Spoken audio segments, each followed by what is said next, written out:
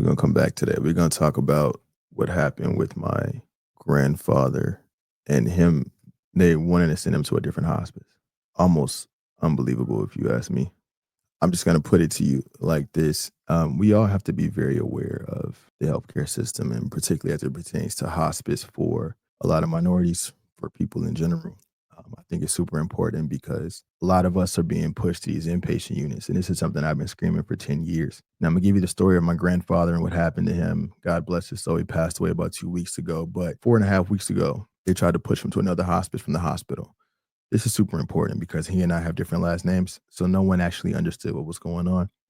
But this was the first time for everyone that I had ever told, this is what happens.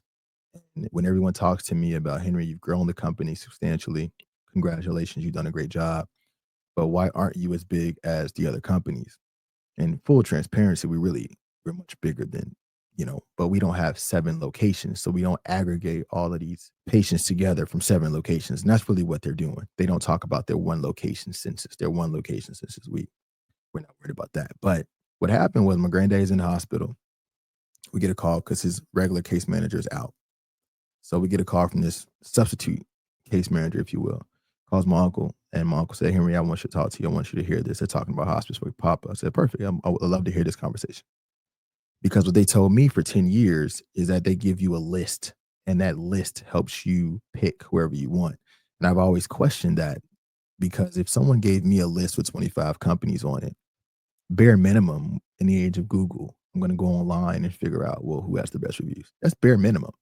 So when that doesn't happen and the company with the worst reviews gets the most patients, I have to then question the logic of if what you're saying is actually true. So I've questioned it for 10 years. It wasn't until 2, 3 weeks ago that I actually saw firsthand that that's actually not the case. And it made so much sense. So my granddad, he's in the hospital. They're saying, hey, we got to send him home or wherever he's going to go. And they call my uncle. My uncle calls me and says, hey, Henry, to talk about hospice. Get on the phone. Say, how you doing? Now, again, she doesn't know. It doesn't resonate to her who she's talking to in terms of this particular hospice and what she was trying to do. Say, okay, how you doing? She said, hey, I'm great. Wanted to talk to you about your granddad. So that was fantastic. What's going on? She said, well, he needs to go to an inpatient hospice. I said, inpatient hospice? What do you mean? She said, well, there's an inpatient hospice down the road here, about 35 minutes from here, and we think he should go there. I said, he won't qualify for inpatient hospice. But more importantly, who told you that he should go to inpatient hospice? Why do you believe he needs to go to inpatient hospice?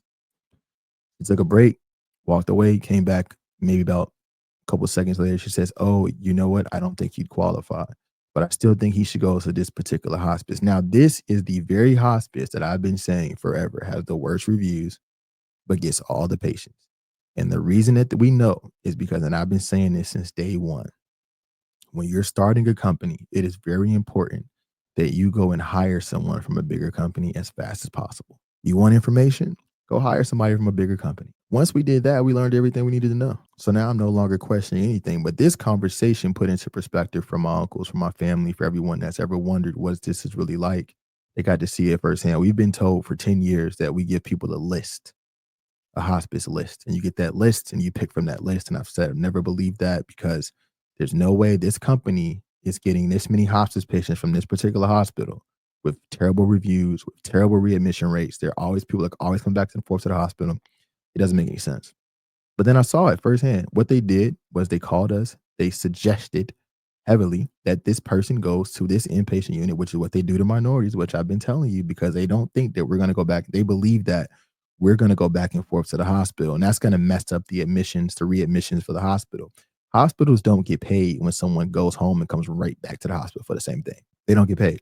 So what they say is they send them to these inpatient units, and the inpatient units keeps them from going back and forth to the hospital. They tried to do that with my own grandfather, and it was beautiful to hear the conversation because it let me know firsthand that this is really how this works. There's no list. You can get on, you can take whatever time you want to get on, whatever list you want to get on. There's no list. This is straight up dictatorship. We're going to send him here. And my questioning for her, which should have sent a red flag, which lets me further question some other things, which didn't. Well, why do you want to send him to this inpatient? He said, well, if he doesn't qualify, why would you want to send him there? I don't think he doesn't need to go there. My inpatient units, for those who don't know, are really just places you go and for the most part, you either expire in 72 hours or less, or you have some extreme pain, diarrhea, or nausea that we can't control at home, which is very, very, very rare.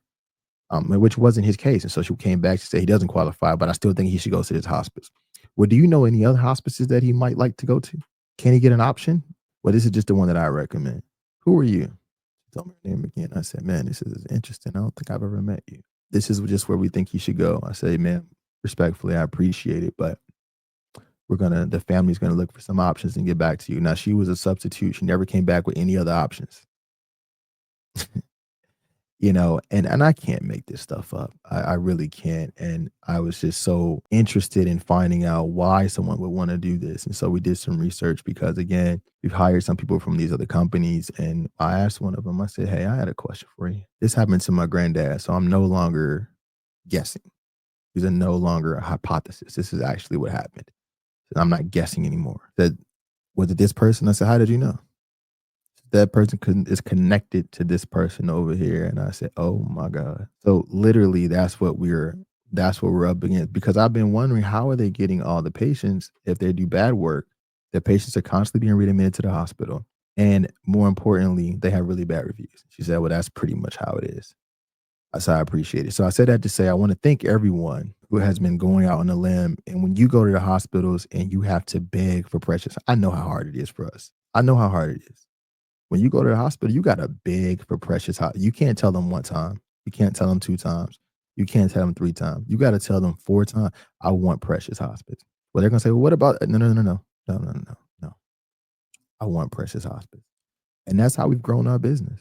And we're just extremely grateful and thankful and humble for that opportunity. And for that, we're gonna throw a nice little thank you celebration for everybody. We're working on it now. Of course, this is our 10-year here. And it's because of people like you who fought for us, who love us in the hospitals, who when you go and you say, well, I want the company who has a CEO who cares, who's transparent with us, who tells us about hospice and all these things. And I want to thank y'all for that. I just can't thank you enough for that. So if there's anything I could do, or if anyone has had an hospice experience they want to talk about, I want you to text me 404-992-5088. You can text me again, 404-992-5088. And we can talk about it on air, off air, whatever you want to do so that we can help educate more people on what to do and what to look out for. That's it for today. I appreciate y'all.